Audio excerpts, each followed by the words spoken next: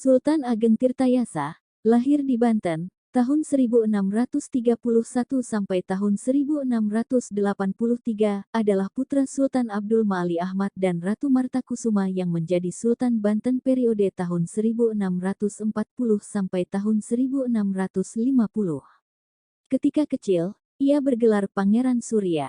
Ketika ayahnya wafat, ia diangkat menjadi sultan muda yang bergelar Pangeran Ratu atau Pangeran Dipati. Setelah kakeknya meninggal dunia, ia diangkat sebagai sultan dengan gelar Sultan Abdul Fatih Abdul Fattah.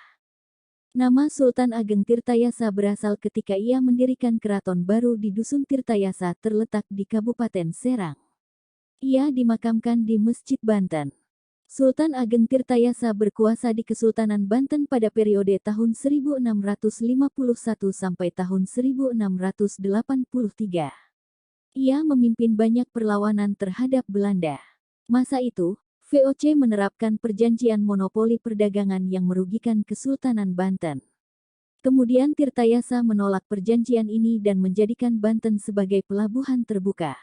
Saat itu, Sultan Ageng Tirtayasa ingin mewujudkan Banten sebagai kerajaan Islam terbesar.